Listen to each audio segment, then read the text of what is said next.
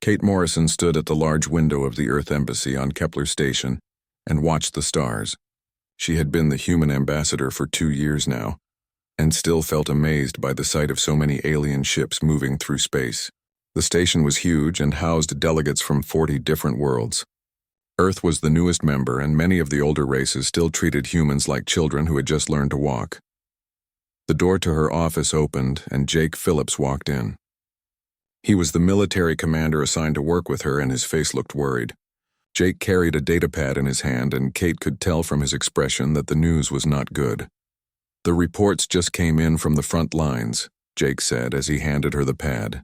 "The Alliance lost another 3 worlds this week. The Nexus machines are moving faster than anyone expected." Kate took the pad and read through the battle reports. The war had been going on for 3 years now, and the mechanical army called the Nexus Collective kept winning. They were robots that could think and learn, and they turned everything they conquered into more machines. Every planet they took made them stronger, while the Alliance forces got weaker. "The Council is meeting again tomorrow," Kate said. "They want to discuss our offer to help, but I already know what they will say." Jake sat down in the chair across from her desk. He was a good soldier who had fought in Earth's last war against the colony rebels. That experience made him understand combat in ways that most diplomats did not. "They think we are too primitive to be useful." "Can you blame them?" Kate asked. "Look at our ships compared to theirs. We still use chemical rockets to get into space, while they have engines that bend reality. Our weapons fire metal bullets, while theirs shoot pure energy. To them, we must look like savages with clubs."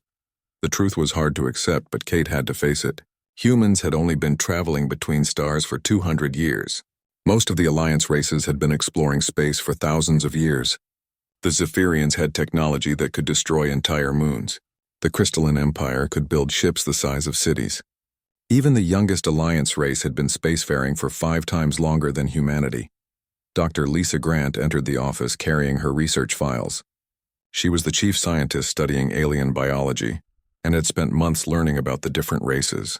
"I have the results from the Alliance medical tests they ran on our people." "Let me guess," Jake said.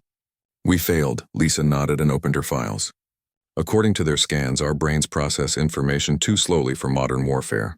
Our reflexes are not fast enough to pilot their advanced fighters. Our bodies are too weak to wear their powered armor suits."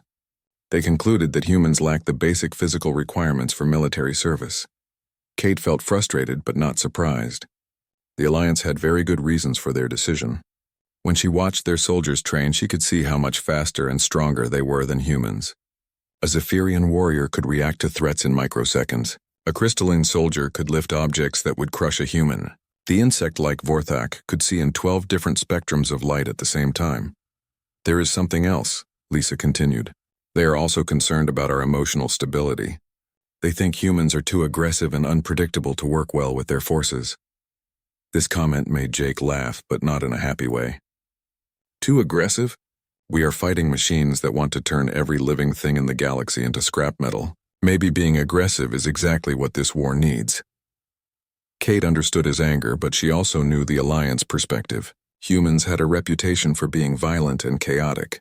Earth's history was full of wars and conflicts, while many Alliance worlds had been peaceful for centuries. The idea of working with a race that still fought among themselves made many aliens uncomfortable.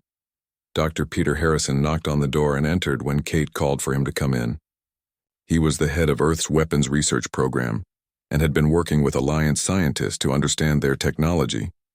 His expression was serious as he joined the group.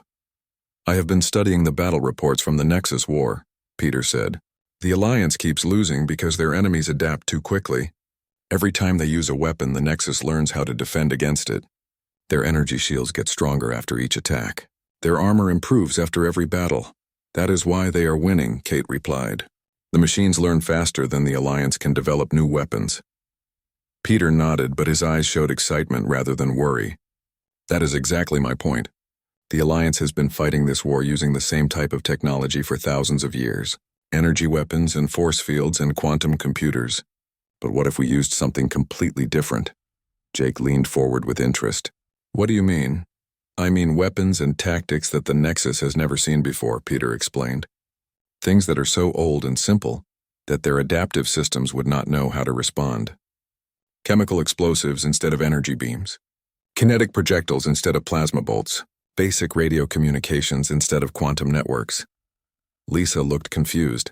But those technologies are primitive compared to what the Alliance uses. Why would older weapons work better than newer ones?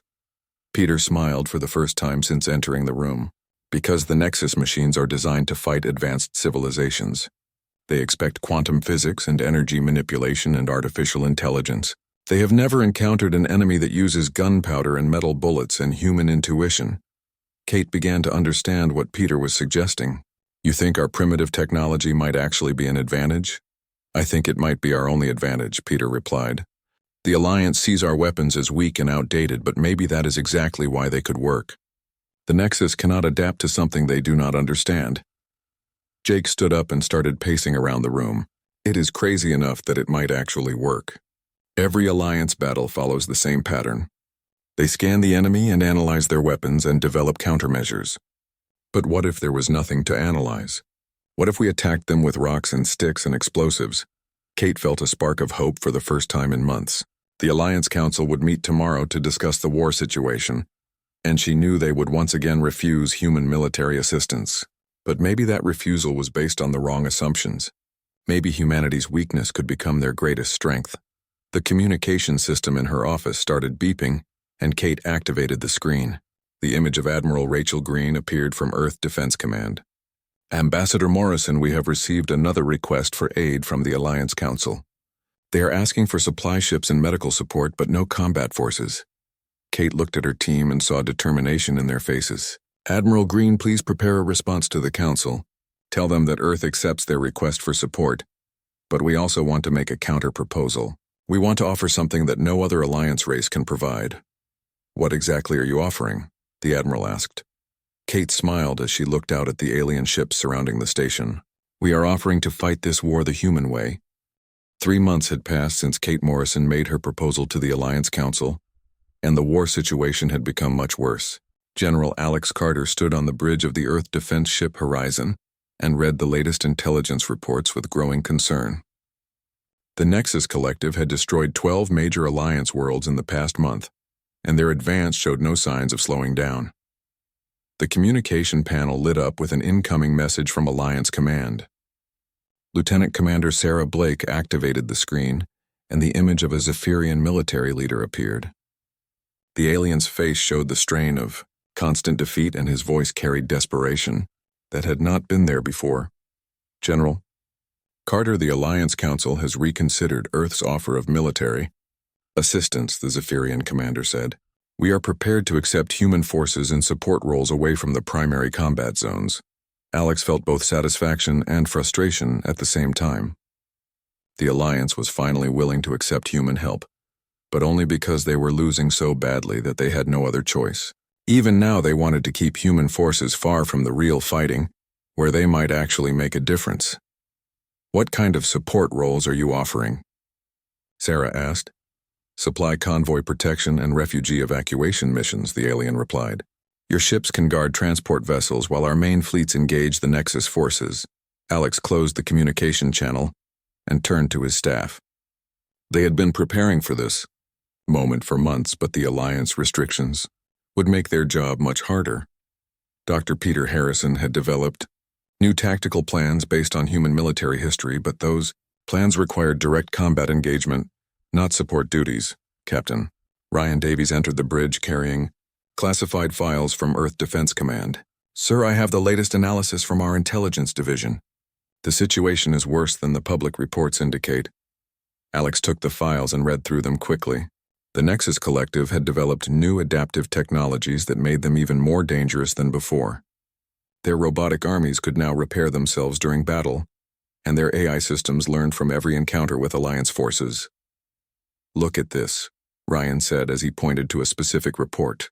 The Alliance tried to use their most advanced plasma weapons against a Nexus fleet last week. The enemy shields absorbed the energy and converted it into power for their own weapons. They turned the Alliance attack into fuel for their counterattack. Sarah studied the tactical displays showing recent battle zones. Every Alliance strategy follows the same pattern. They scan the enemy and analyze their technology, and try to develop superior firepower. But the Nexus adapts faster than they can innovate. Alex nodded as he watched the holographic displays showing Alliance defeats across multiple star systems. That is exactly why our approach might work. We are not trying to out-technology the enemy. We are trying to confuse them with something they have never encountered. The door to the bridge opened and President Helen Rodriguez appeared on the main communication screen from Earth. Her face looked tired from the constant emergency meetings and diplomatic negotiations. Behind her stood Admiral Frank Mason and other members of the Global Defense Council. General Carter, we have just finished speaking with the Alliance Council, the President said. They have agreed to allow human participation in the war effort, but with strict limitations. We can provide support services and defensive assistance, but no offensive operations. Alex felt disappointed but not surprised. Madam President, those restrictions will prevent us from using the tactics that might actually work against the Nexus. I understand your concerns, General, but this is the only option the Alliance is willing to accept, Helen replied. They still believe that human forces lack the capability for frontline combat. Admiral Mason stepped forward. Alex, there is something else you need to know. The Alliance has been studying our military history, and they are concerned about our methods. They think human warfare is too destructive and unpredictable. Too destructive, Sarah said with disbelief. We are fighting machines that want to convert every living being in the galaxy into mechanical parts. How can any level of destruction be too much? Dr. Lisa Grant appeared on another communication channel from the research station on Luna. I have been analyzing Nexus behavior patterns, and I think I understand why the Alliance keeps losing. The mechanical collective operates on pure logic and mathematical optimization. They expect their enemies to behave rationally and efficiently. Alex leaned forward with interest. What are you suggesting?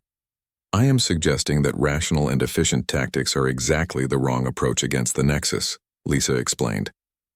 These machines can predict logical behavior and adapt to efficient strategies. But human warfare has never been completely logical or efficient.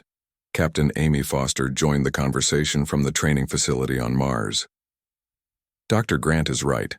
I have been reviewing historical battles from Earth, and our greatest victories often came from tactics that made no logical sense. Desperate charges against superior forces, sacrificial attacks that should have failed, strategies based on emotion rather than mathematics. Alex began to understand what his team was suggesting. You think our irrational human behavior might be something the Nexus cannot predict or adapt to? I think it might be our only advantage, Amy replied. The Alliance fights like computers against computers. But humans fight like humans, and maybe that is exactly what this war needs.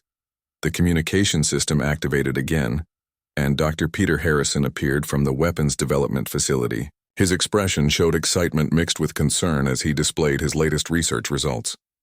I have been testing our kinetic weapon systems against simulated Nexus defenses, Peter said. The results are very promising. Energy shields that can stop plasma beams have no effect against solid projectiles moving at high velocity. How is that possible? Admiral Mason asked. Peter activated a holographic demonstration. Nexus adaptive shielding is designed to absorb and redirect energy attacks. But kinetic weapons do not use energy that can be absorbed. They use simple physics and momentum that cannot be redirected by force fields. Sarah studied the demonstration with growing understanding. So our primitive ballistic weapons might actually penetrate their advanced defenses. Not just penetrate them, but completely bypass them, Peter confirmed. I ran similar tests with chemical explosives and nuclear warheads. The Nexus systems are designed to counter sophisticated energy weapons, but they have no protocols for dealing with basic explosive devices. Alex felt hope for the first time in months. Dr. Harrison, how quickly can we modify our ships and equipment for this type of warfare? The modifications are already complete, sir, Peter replied. We have been preparing for this possibility since the ambassador first made her proposal. Every human ship in the fleet now carries kinetic weapons alongside conventional systems. President Rodriguez looked surprised. You modified our entire fleet without authorization. Madam President, we modified our fleet based on your authorization to prepare for possible military action, Alex replied carefully. The specific weapon systems were chosen based on tactical requirements. Helen smiled for the first time during the conversation. Very well, General. The Alliance may only want us in support roles, but I suspect you will find ways to make those roles more interesting than they expect. Admiral Mason activated his tactical displays. Alex, I'm sending you the coordinates for the Arcturus system. The Alliance is making their final stand there against a major Nexus offensive. They want human ships to protect the evacuation routes. Alex studied the star charts and fleet positions. Admiral, that puts us right in the middle of the battle zone. I thought the Alliance wanted us away from direct combat. They do, Frank replied. But the situation is so desperate that even evacuation duty will involve heavy fighting. The Alliance fleet is barely holding their defensive line, and if it breaks, then millions of civilians will be trapped. Sarah checked the ship's status displays. Sir, the fleet is ready to depart. All vessels are equipped with the new weapon systems, and our crews have completed training on the modified tactics. Alex looked at his officers and saw determination in their faces. Very well, people, this is what we have been preparing for. The Alliance thinks we are too primitive to fight their war. But maybe primitive is exactly what this war needs. Captain Davies activated the fleet communication system. All ships, this is General Carter. We are departing for the Arcturus system, where we will engage in our first combat operations against the Nexus Collective. Remember that we are not trying to out-technology the enemy. We are trying to out-human them. Alex watched as human ships began moving toward the jump points that would take them to their first real battle. Signal the fleet, Sarah. Operation Primitive Storm is now active. The human fleet emerged from hyperspace at the edge of the Arcturus system, and Captain Greg Thompson immediately saw that the situation was worse than the reports had indicated. The Alliance defensive line was barely holding against wave after wave of Nexus mechanical forces, and several Alliance ships were already burning in space. Major Linda Hayes stood beside Greg on the bridge of the carrier ship Liberty and watched the tactical displays with growing concern. Sir, there are over 200 Nexus vessels advancing on the inner planets, and the Alliance fleet has less than 50 ships left. Greg activated the communication system and contacted the Alliance commander. The image of a crystalline Empire officer appeared on screen, and his crystal face showed stress fractures that indicated extreme pressure. Human vessels, this is Admiral Kethvar of the Alliance Third Fleet. You are ordered to establish defensive positions around the evacuation transports. Admiral, our sensors show that your defensive line is about to collapse, Greg replied. Perhaps we should coordinate our efforts more closely. Negative, the alien commander said firmly. Human forces are restricted to support roles only. You lack the experience and equipment necessary for direct combat with Nexus units. Linda looked frustrated but kept her voice professional. Sir, with respect, our analysis suggests that direct engagement might be more effective than purely defensive tactics. Admiral Kethvar's crystal face showed what might have been surprise or annoyance. Major, your species has been spacefaring for barely 2 centuries. The Alliance has been fighting wars for millennia. Please follow your assigned orders. Greg closed the communication channel and turned to his tactical officer. Commander Ellen Wright, what is the status of our weapon systems? Ellen checked her displays. All kinetic artillery is loaded and ready, sir. Chemical explosive warheads are armed. Nuclear devices are standing by on your command, sir, Linda said quietly. The Alliance orders are clear, but the evacuation transports are directly in the path of the Nexus advance. If that defensive line breaks, then millions of civilians will be killed. Greg watched as another Alliance ship exploded under Nexus fire. The mechanical enemy was advancing steadily, and their adaptive shields were absorbing every energy weapon the Alliance fired at them. Ellen prepared to move the Liberty into attack position. Sir, that directly violates our orders, the tactical officer replied. Commander, our orders are to protect the evacuation transports, Greg said. I cannot protect them from a defensive position if the entire Alliance fleet is destroyed. The bridge crew understood what their captain was really saying. They were going to disobey direct orders from the Alliance command, because the situation required immediate action. Linda activated the marine communication system and began preparing her ground assault teams. Sergeant Chris Baker received the alert in the Marine barracks and immediately began checking his equipment. Unlike the advanced energy weapons used by Alliance forces, his squad carried chemically propelled firearms and explosive charges. The weapons looked primitive compared to alien technology, but they had been specifically chosen for this mission. Listen up, Marines, Chris told his squad. We are going into combat against an enemy that has never faced human tactics before. These machines expect energy weapons and force fields and quantum computers. They do not expect gunpowder and steel bullets and human stupidity. Private Kevin Brown raised his hand. Sergeant, what makes our weapons different from Alliance equipment? Chris held up his assault rifle. This weapon fires a metal projectile using chemical combustion. No energy fields. No quantum physics. No computer targeting systems. Just basic ballistic principles that have worked for humans for centuries. The Liberty moved away from the evacuation zone and toward the main battle area. Alliance ships were falling back under heavy Nexus fire, and their energy shields were flickering as the enemy adapted to each defensive frequency. Greg watched the tactical display and saw an opportunity developing. Ellen, target the lead Nexus vessel with kinetic artillery, he ordered. Full spread. No energy weapons. The Liberty fired its first salvo, and Greg watched in satisfaction as solid projectiles slammed into the Nexus ship. The mechanical vessel's energy shields had no effect on the kinetic rounds, and the armor plating crumpled under the impact. For the first time in the battle, a Nexus ship was actually damaged. Admiral Kethavar appeared on the communication screen again, and his crystal face showed shock. Human vessel, how did you penetrate their defensive shields?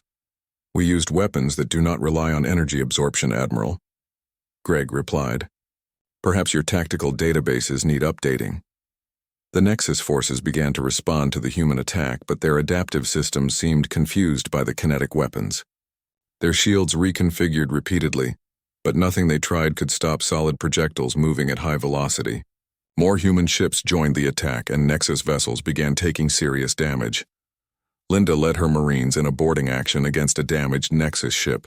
The mechanical corridors were filled with robotic defenders, but the enemy seemed unprepared for close combat tactics.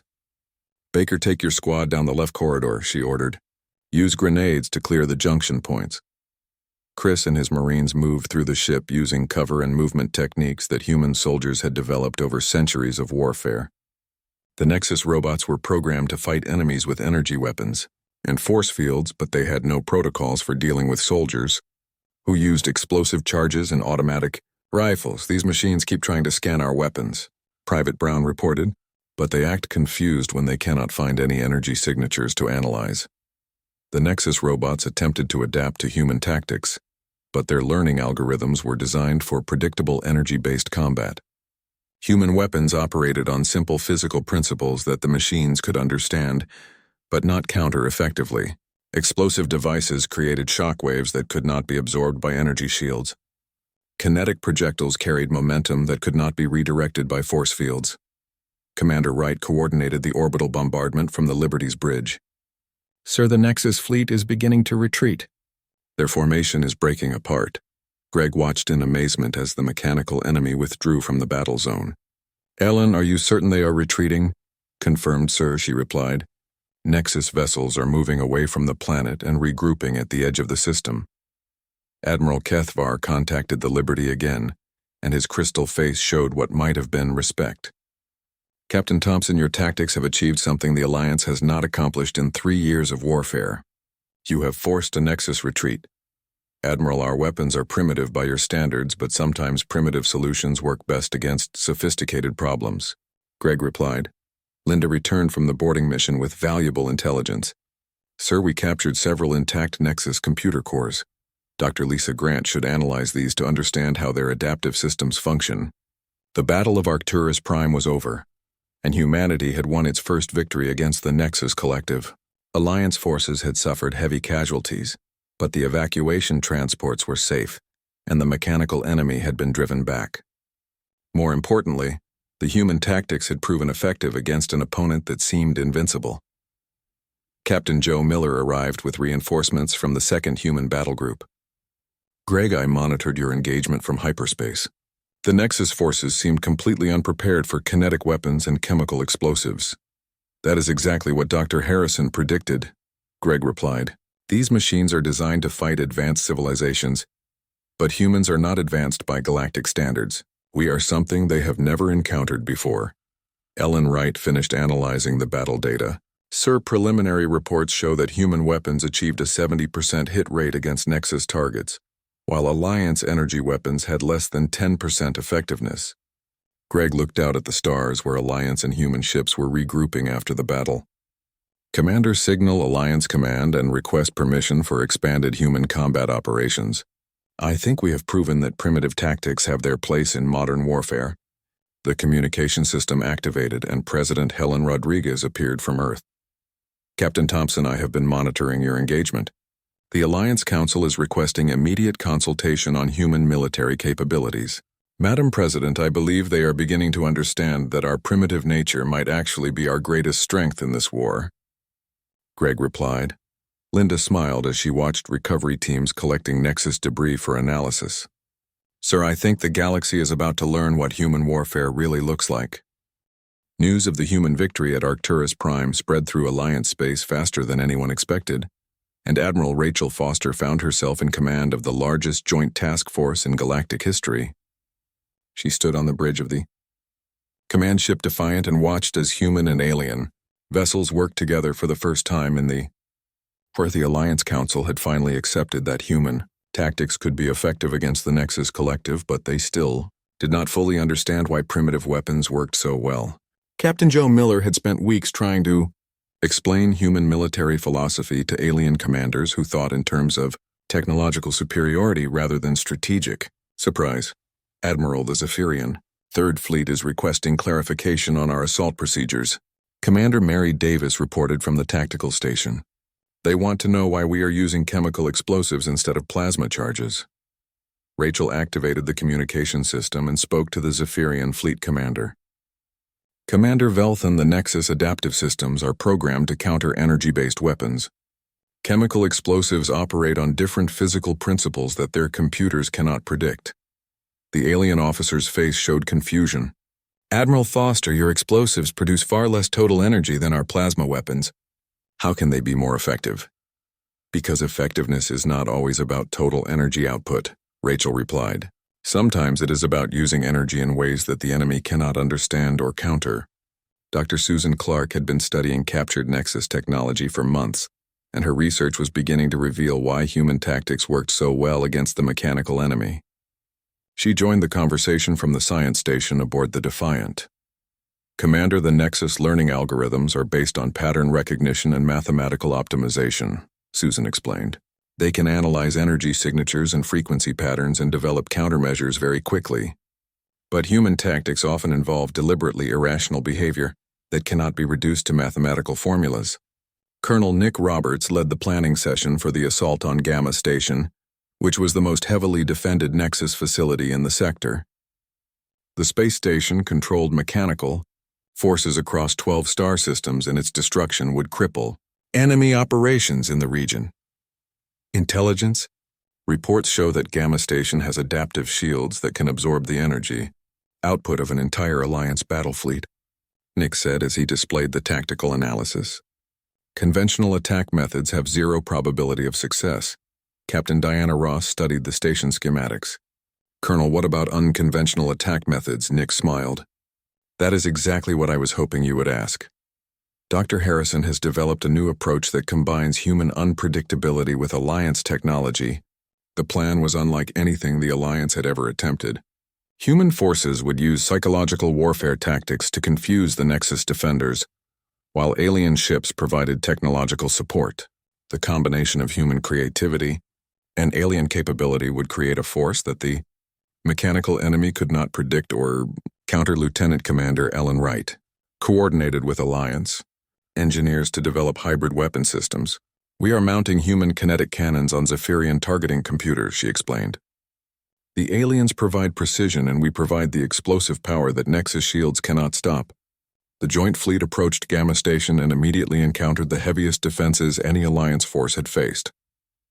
Energy barriers surrounded the facility and automated weapon systems fired streams of adaptive plasma at approaching vessels. Several Alliance ships were destroyed before they could even return fire. All human vessels commenced psychological warfare protocols. Rachel ordered over the fleet communication system.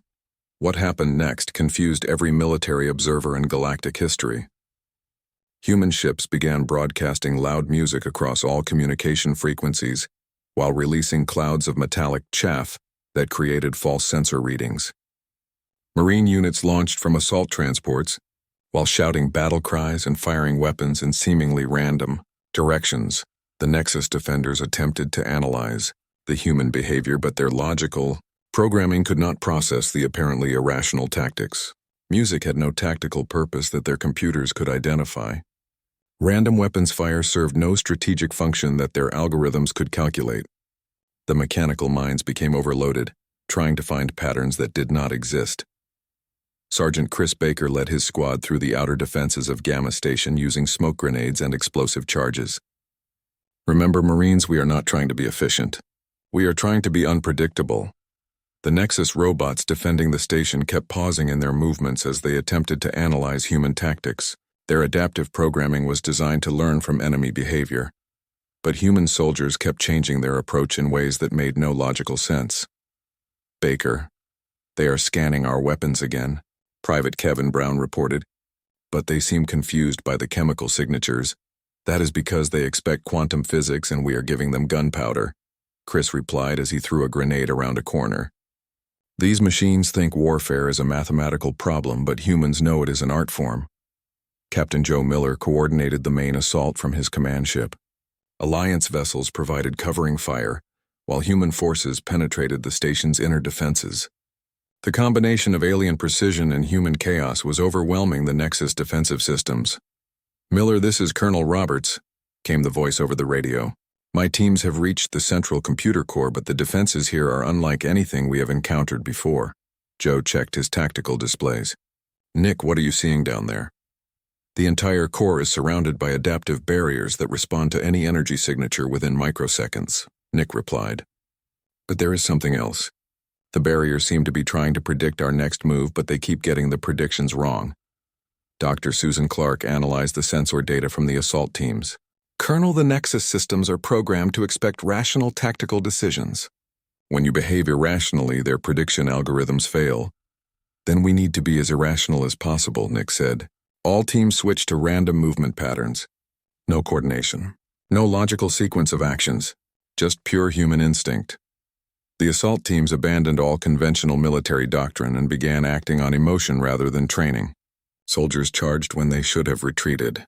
They used cover when they should have advanced. They fired at targets that served no tactical purpose. The Nexus defenses collapsed under the weight of behavior that made no mathematical sense. Rachel watched from the Defiant as the station's central core exploded in a brilliant flash of light. "All vessels, this is Admiral Foster. Gamma Station is destroyed. Nexus forces throughout the sector are losing coordination." The victory at Gamma Station proved that human tactics could work on a large scale against major Nexus installations. Alliance commanders who had dismissed human capabilities just months before were now requesting joint training programs to learn unconventional warfare techniques. "Commander, Mary Davis received reports from across the battle zone. Admiral, we are getting confirmation that Nexus forces in 7 star systems have ceased organized resistance. The destruction of their command center has disrupted their collective consciousness." Dr. Lisa Grant joined the conversation from Earth Defense Command. "Admiral, this victory proves that the Nexus weakness is their dependence on logical behavior patterns. Human warfare has never been completely logical, and that may be our greatest advantage." Rachel looked out at the mixed fleet of human and alien vessels, regrouping after the battle. "Dr. Grant, I think you are right. The Alliance has been trying to fight machines with more advanced machines. But sometimes the best way to fight a computer is to be human," Captain Diana Ross reported from her fighter squadron. "Admiral, the remaining Nexus forces are retreating toward their core territories. Intelligence suggests they are regrouping for a major counterattack. Then we need to hit them before they can adapt to our tactics," Rachel replied. "Signal all Alliance fleets. We are taking this war to the enemy home territory." Colonel Roberts emerged from the wreckage of Gamma Station carrying captured computer cores. "Admiral, these contain intelligence on Nexus Prime, which is their central command facility. If we can destroy that target, then the entire collective should collapse." Rachel felt a mixture of excitement and apprehension. "Nick, are you suggesting an assault on the most heavily defended installation in Nexus space?" "I am suggesting that we use human tactics against an enemy that still does not understand what human tactics really are," he replied. Commander Wright activated the fleet communication system. "Admiral, incoming transmission from Alliance Command. They are authorizing Operation Final Storm with full human tactical authority." Rachel smiled as she looked at the star charts showing the route to Nexus Prime. "All vessels prepare for hyperspace jump. We are going to show the galaxy what happens when humans decide to win a war.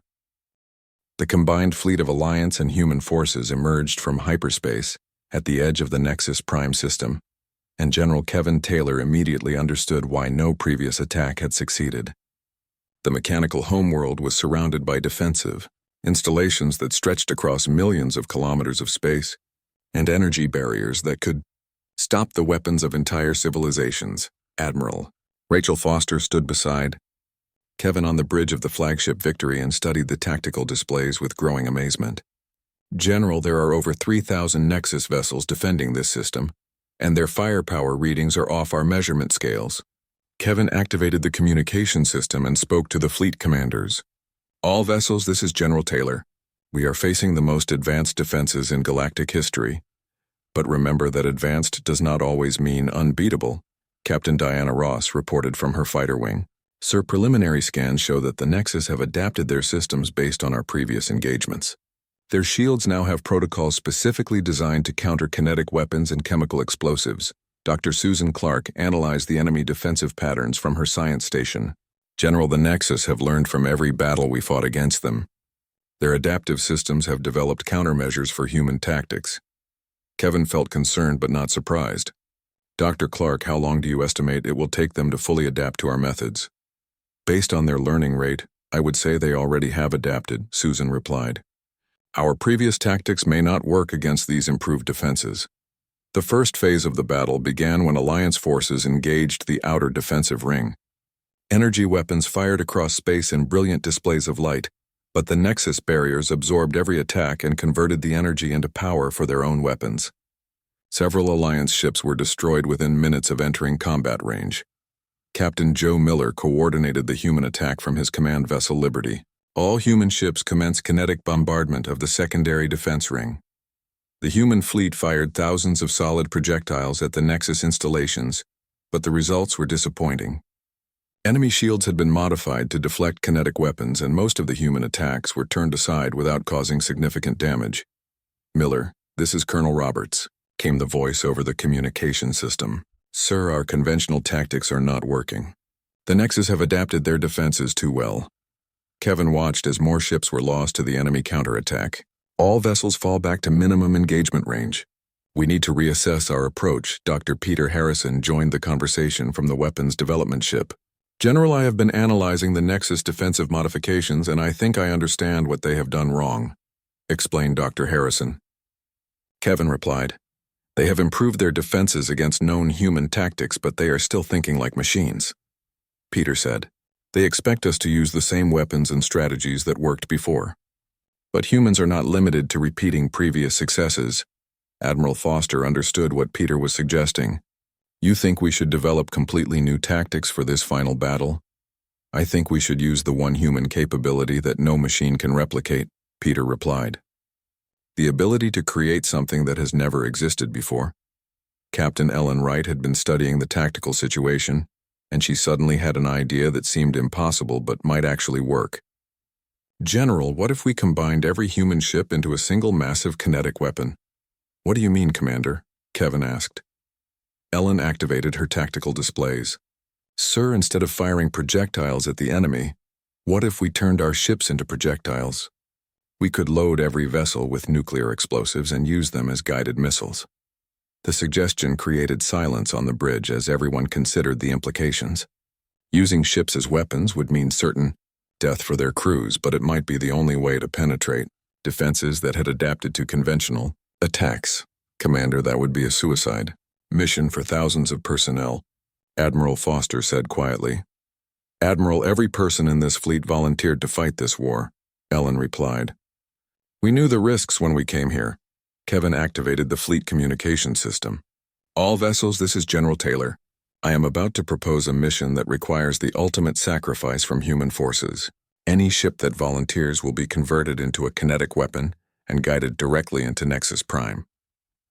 The response was immediate and overwhelming. Every human ship in the fleet volunteered for the suicide mission without hesitation. Alliance commanders watched in amazement as human crews prepared to give their lives to win a war. That was not originally their fight. Captain Diana Ross led the first wave of volunteer ships toward the enemy defensive ring. Her fighter had been loaded with enough nuclear explosives to destroy a small moon, and she guided it directly toward the largest Nexus installation. "This is Ross to all vessels," she broadcast. "Remember, we are not just fighting for the Alliance. We are fighting for the right of organic life to exist in this galaxy. The Nexus defenders tried to stop the human ships, but their weapons were designed to disable vessels, not destroy them completely. Human pilots flew their explosive-laden craft through defensive fire and slammed them into critical targets. Each impact created massive explosions that overwhelmed local shield generators. Sergeant Chris Baker volunteered to lead a ground assault team in the final phase of the mission. His squad was loaded into a transport that would crash land directly on the surface of Nexus Prime, where they would fight their way to the Central Command Facility. "Listen up, Marines," Chris told his squad as their transport approached the enemy planet. "This is a one-way mission, but if we succeed, then organic life survives. If we fail, then the machines win everything." The transport crashed through the planet's defensive barriers and landed hard on the mechanical surface. Chris and his Marines fought their way through robotic defenders using weapons and tactics that the Nexus had never encountered before. "Baker, the central facility is just ahead," Private Kevin Brown reported. "But sir, the defenses there are unlike anything we have seen." Chris looked at the massive structure that housed the Nexus collective consciousness. "Brown, sometimes the best way to solve a complicated problem is to hit it with something simple." The Marines placed their largest nuclear device at the base of the central facility and activated the timer. As they fought their way back toward the evacuation point, Chris knew that most of his squad would not survive, but their sacrifice would end the war. "General." Taylor watched from the victory as the nuclear explosion destroyed the heart of Nexus Prime. "DCU." Blast was so powerful that it could be seen from orbit, and its electromagnetic pulse shut down mechanical systems across the entire planet. "All vessels, this is Admiral Foster," came the announcement over the fleet communication system. "Nexus Prime is destroyed. Enemy forces throughout the galaxy are losing coordination. The destruction of their central command facility caused the complete collapse of the Nexus collective. Without their shared consciousness, the mechanical units became disconnected, and Alliance forces quickly eliminated the remaining threats." Ambassador Kate Morrison arrived with the diplomatic fleet to witness the end of the war. "General Taylor, on behalf of Earth, I want to express our pride in the sacrifice made by human forces in this final battle." Kevin looked out at the debris field that had once been the most dangerous enemy in galactic history. "Ambassador, our people proved that courage and determination can overcome any technological advantage." The Alliance Council convened an emergency session to grant full membership to humanity, and Admiral Foster represented Earth at the ceremony. "The Council recognizes that human forces provided the decisive factor in achieving victory over the Nexus Collective."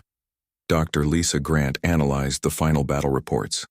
"Admiral, the key to our success was not superior technology or advanced tactics. It was the human willingness to sacrifice everything for a cause greater than ourselves. Captain Joe Miller survived the final battle and returned to Earth as a hero. The galaxy learned something important from this war," he told the assembled crowds. "Advanced civilizations can build amazing machines, but only humans know how to use those machines with courage and creativity." President Helen Rodriguez addressed the nation from the Capitol. "Our people joined a war that was not originally ours, and they won it using qualities that make us uniquely human.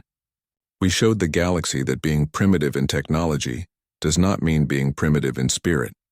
The war was over, and humanity had earned its place among the stars not through superior science, but through the willingness to fight for what was right. Earth's children had proven that sometimes the most powerful weapons are courage and determination and the refusal to give up when others have lost hope." General Taylor stood on the observation deck of the Victory and watched as human and alien ships worked together to rebuild the worlds that had been damaged by the war. "The galaxy will never underestimate humanity again," he said to Admiral Foster. "Kevin, I think they are beginning to understand that our greatest strength was never our technology," Rachel replied. "It was our humanity."